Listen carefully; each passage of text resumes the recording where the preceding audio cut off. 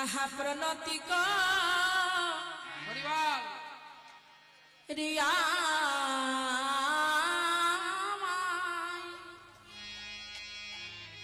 কহিছে না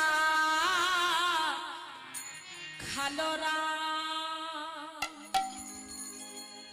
ও গো প্রণতি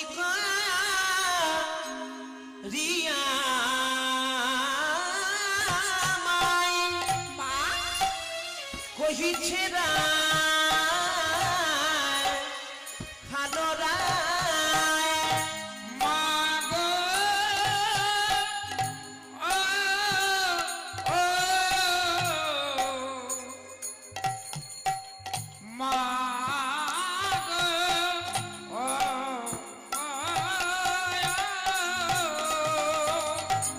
আহা প্রণতি গো রিয়া নাই আরে কহিছে না ভালো নাই ও মা নন্দরানী গৃহকর্ম করছে চরণে প্রণাম করার ঘটা দেখে এবার নন্দরানী আমার হাসতে হাসতে তাকিয়েছে বলাই আর বলাইকে দেখে যখন হাসছে বলাই বলতে পারছে না।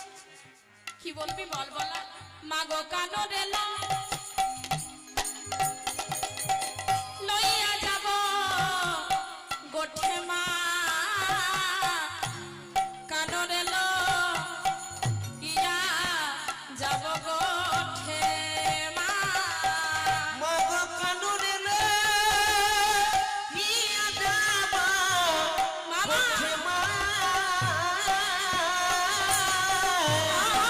কানুরে না লইয়া যাব ওঠে সাজায় দাও মা সাজায়ে দাও মা সাজায় দাও মা মগ সাজায়ে দাও মা চূড়া ধরা পরাইয়ে সাজায় দাও মা চূড়া ধরা করাইয়ে সাজায়ে দাও মা লোকাতি লোকা দিয়ে সাজায় দাও ও মা মা গো লোকাতি লঙ্কা দিয়ে সাজায়ে দাও মা লোকাতি লোকা দিয়ে তোর গোপালে লয়ে যাব লোকাতি লঙ্কা দিয়ে লয়ে যাব লোকাতি লঙ্কা দিয়ে লয়ে যাব লোকাতি লঙ্কা দিয়ে লোকাতি লঙ্কা দিয়ে হয়ে যাব হরিব লোকাতি লঙ্কা দিয়ে আর সাজায়ে দাও মা কানুরে লো ইয়া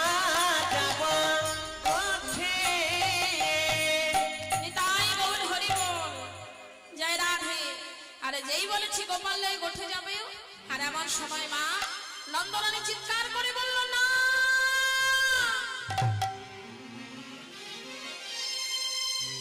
যাক প্রাণ বাহির হইয়া তবে তোরা যাস লইয়া এ যদুনাথের নয়ন তারা বলাই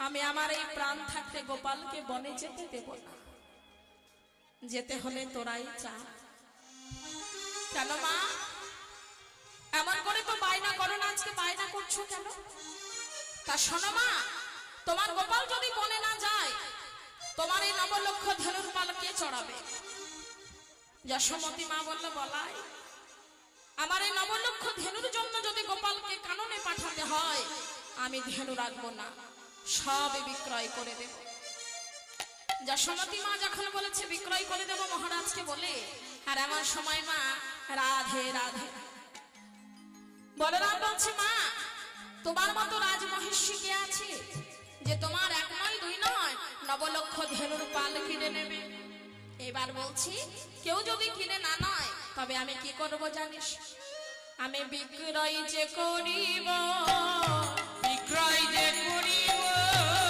বিক্রয় যে করিব আমি বিক্রয় যে করিব নন্দ মহারাজকে বলে বিক্রয় যে করিব ওগো নন্দ মহারাজকে বলে লক্ষ ধেনুর পাল আমি নন্দ মহারাজকে বলে নবলক্ষ ধেনু পাল মহারাজকে বলে নবলক্ষ ধেনু পাল মহারাজকে বলে নবলক্ষ ধেনু পাল মহারাজকে বলে বিক্রয় যে করিব বিক্রয় যে করিব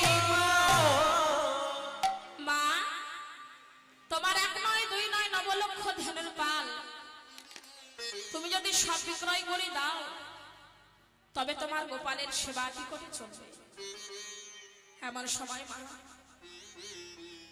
যশোমতী মা বলছে, গোপাল, আমার গোপালের কথা বলছে শোন বলাই, আমার গোপালের যদি সেবা না চলে আমি আমার আখি দুটো বিক্রয় করে গোপালের সেবা দেব। তাতেও যদি না হয় আমি কি করব জানিস? ব্রজবাসীদের দাঁড়ে দাঁড়ে গিয়ে বলবো, দুটো ভিক্ষা দাও গো,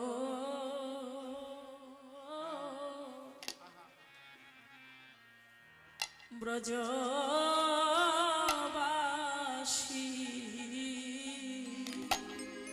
দুটো ভিক্ষা দাও গো নিতাই গৌর হরি বল। ব্রজবাসী, দুটো ভিক্ষা দাও গো, ভিক্ষা দাও গো ব্রজবাসী। ওগো আমি গোপালে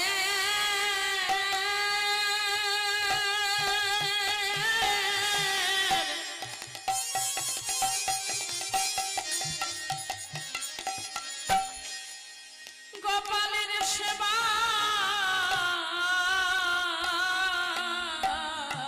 দেব।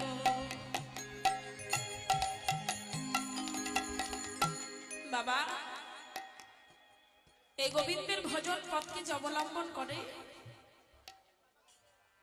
আপনি লক্ষ লক্ষ টাকা দিয়ে গোবিন্দ সেবা দিলে গোবিন্দ সেবা লাগে না। গোবিন্দ সেবা লাগে কখন বলুন তো? জগতের যে ভক্ত লক্ষ টাকার কোটি টাকার মালিক হয়েও ভক্তির সেবা বৈষ্ণবের সেবা বাড়িতে দিলে, মহাপ্রভুর ভোগ লাগাতে গেলে তাকে 5 বাড়ি থেকেও মাধবপুরী করে আনতে হবে। আর মাধবপুরী করে আনলে কি হবে? আপনার মনে যে যজ্ঞ করার অহংকার, সেই অহংকার আর থাকবে না। প্রভাস তীর্থে ভগবান যখন দানব্রত যজ্ঞ করেছে, নারদ মুনি বললেন, প্রভু তোমার যজ্ঞে আজকে যত যত ভক্ত আসবে সকল ভক্তকে তুমি দান করবে, যে যা চাবে, যে যা চাবে তাকে তুমি হাসি মুখে দান করবে। নারদ মুনি হৃদয়ে যাচ্ছে কিন্তু ভগবানকে ভিক্ষা করার কথা বলতে পারছে না।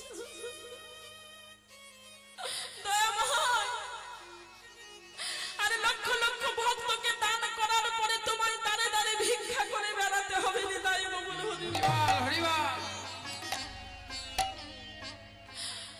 ভগবান বলছে, নারদ, আমি দান করব, আবার আমি ভিক্ষা করব কেন? দানি তো দান করে, দানি তো ভিক্ষা করে না। নারদ মুনি নয়নের জলে ভাসতে ভাসতে বললেন, ওগো দয়াময়, জগতে শুধু আপনি নন, এই বিশ্ব ব্রহ্মাণ্ড জগতের মাঝে কোন মহাদানী লক্ষ লক্ষ ভক্তকে দান করার পরে একবার যদি সে দানে ভিক্ষা করে, ভিক্ষা করে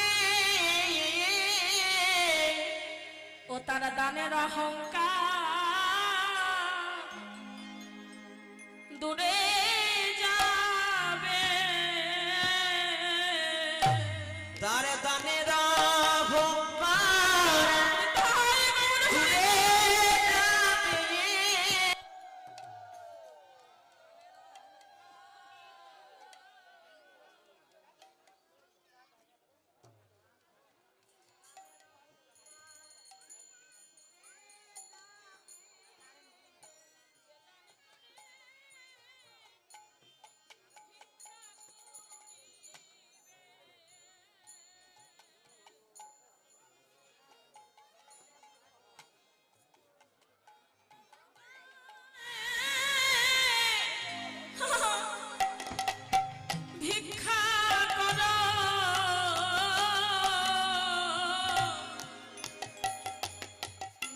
তোমাদের মানব জন ধন্য হবে।